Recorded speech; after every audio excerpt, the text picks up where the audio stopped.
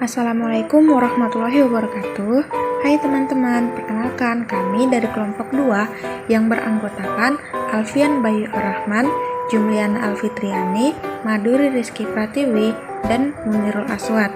Di video ini, kami akan mempresentasikan hasil kerja kami untuk mata kuliah Profesi Kependidikan.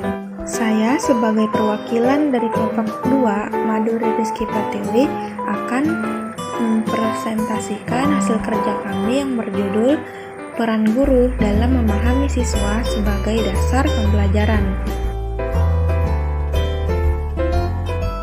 Yang pertama ada definisi dan makna perkembangan.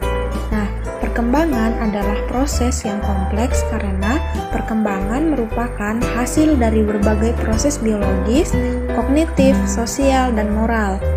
Perkembangan dapat dilihat tidak hanya sebagai hasil interaksi, proses biologis, kognitif, dan sosial, melainkan juga sebagai hasil interaksi, kematangan, dan pengalaman. Kematangan merujuk kepada perubahan yang terjadi sebagai hasil pertumbuhan fisik atau perubahan biologis daripada sebagai hasil pengalaman. Kemampuan untuk belajar, berjalan, dan berbicara merupakan perkembangan hasil dari kematangan. Selanjutnya, aspek-aspek perkembangan anak sekolah dasar. Yang pertama ada perkembangan motorik dan persepsi. Yang kedua, implikasi bagi proses pembelajaran. Kita bahas dari perkembangan motorik dan persepsi. Pertumbuhan fisik paling pesat terjadi pada masa prasekolah, yang terutama tampak dalam perubahan ukuran, tinggi, berat, dan gerak-gerak motorik kasar. Sedangkan gerak atau keterampilan motorik halus tumbuh pesat pada usia sekolah dasar. Anak wanita cenderung memiliki berat badan lebih daripada pria. Dalam kaitan perkembangan tubuh ini, ada anak yang dapat digolongkan ke dalam endomorfik atau gemuk karena kelenjar lemaknya kuat, mesomorfik atau atletis karena kelenjar ototnya kuat, dan ektomorfik yaitu kurus. Di sekolah dasar sering ditemukan kelainan perkembangan fisik seperti gangguan bicara, gangguan penglihatan, pendengaran, dan pertumbuhan badan yang kurang proporsional dan kelambatan dalam reaksi fisik. Selanjutnya, implikasi bagi proses pembelajaran. Nah, ada beberapa implikasi dan perkembangan motorik dan persepsi anak terhadap proses pembelajaran. Pertama, perkembangan motorik terkait erat dengan perkembangan pengenalan anak terhadap dunianya. Implikasi bagi pembelajaran ialah bahwa bahan ajar dan proses pembelajaran di sekolah dasar harus terpadu dengan seluruh aspek perkembangan anak. Lalu yang kedua ada proses belajar di sekolah dasar tidak hanya terfokus pada pengembangan kemampuan memori, logis, dan berpikir detail, tetapi juga menyangkut pengembangan ekspresi dan berpikir kreatif. Selanjutnya, faktor kemampuan konsentrasi dan daya selektif anak terhadap objek pengamatan membawa implikasi kepada perancangan dan perorganisasian bahan belajar dan penyelenggaraan kegiatan belajar mengajar. Perkembangan kognitif dan kesiapan belajar. Piaget mendeskripsikan perkembangan kognitif ke dalam 4 periode perkembangan. Yang pertama, periode sensomotorik 0 sampai 1,5 tahun. Sampai kira-kira usia 18 bulan, perkembangan skema terpusat kepada sensomotorik. Bayi mengembangkan dan mengkoordinasi sejumlah besar agar keterampilan perilaku, namun perkembangan skema verbal dan kognitif masih sangat miskin dan tidak terkoordinasi. Pembentukan konsep pada periode ini terbatas kepada objek permanen, yaitu objek yang tampak dalam batas pengamatan anak. Perilaku reflektif secara berangsur-angsur bergerak ke arah kegiatan yang bertujuan. Yang kedua, periode operasi awal dari 1,5 sampai 7 tahun. Dalam periode ini sudah terjadi perkembangan imajinasi dan kecakapan mengingat, maka belajar menjadi sesuatu yang bersifat akumulatif dan tidak bergantung kepada kehadiran objek dan pengalaman konkret. Kondisi ini membuat anak lebih berpikir sistematis karena dia mengingat faktor-faktor yang ada pada situasi saat ini dengan skema sebelumnya yang ada dalam ingatannya. Yang ketiga, periode operasi konkret dari 7 sampai 12 tahun. Pada periode operasi konkret tidak hanya memungkinkan anak memecahkan masalah khusus, tetapi juga belajar untuk mempelajari keterampilan dan kecakapan berpikir logis yang membantu mereka memaknai pengalamannya. Konsekuensinya, pada periode konkret ini merupakan komponen penting dan kesiapan sekolah. Yang keempat, periode operasi formal, umur 12 tahun ke atas.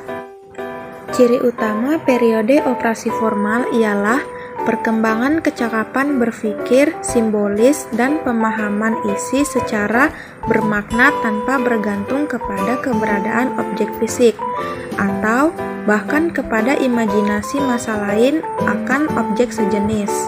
Anak yang berada pada periode operasi formal mampu berpikir logis dan sistematis, abstrak, dan bahkan mampu memahami hal-hal yang secara teoritis mungkin terjadi, tetapi belum pernah terjadi dalam kenyataan. Kelima, ada kesiapan belajar dan implikasi pembelajaran. Jika pada periode operasi konkret merupakan unsur penting dalam kesiapan sekolah, maka seorang anak akan menunjukkan kesiapan untuk mengikuti kegiatan-kegiatan sekolah pada saat mencapai periode itu. Implikasi dari prinsip tersebut, guru hendaknya mengajarkan suatu keterampilan kepada anak sampai anak ini memperoleh kesiapan mempelajari sesuatu yang relatif lebih mudah. Kesiapan belajar atau kognitif anak dapat diciptakan atau dikembangkan dengan jalan menghadapkan anak kepada tugas-tugas satu tingkat paling dekat dengan tahap perkembangan saat ini. Selanjutnya, perkembangan pribadi dan sosial. Perkembangan pribadi mencakup perkembangan konsep diri, emosi, independensi, dan tanggung jawab. Dalam aspek perkembangan emosi, anak sekolah dasar cenderung belum stabil. Kecenderungan untuk tidak toleran terhadap orang lain, agresif secara fisik, rendahnya kesadaran akan kesalahan diri, dan perilaku egoistis masih akan tampak pada anak sekolah dasar. Dampak aspek sosial perkembangan anak sekolah dasar bisa dilihat dari hubungan sosial, karakteristik kelompok, dan perkembangan etika.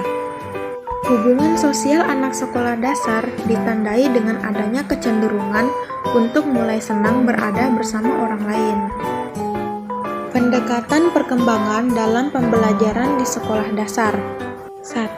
Hakikat pendekatan perkembangan.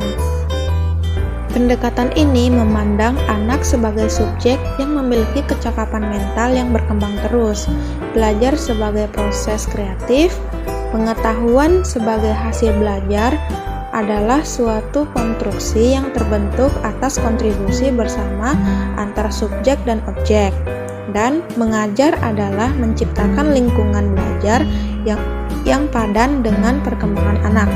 Kedua, perkembangan dan belajar anak usia sekolah dasar.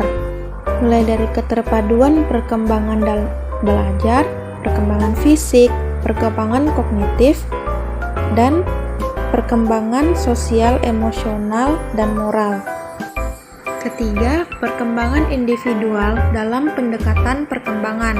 Sisi penting dan pendekatan perkembangan ialah pengetahuan tentang hal apa yang secara individual padan bagi anak tertentu di dalam kelas, sekalipun ada sekuensi dan prinsip umum dan perkembangan manusia.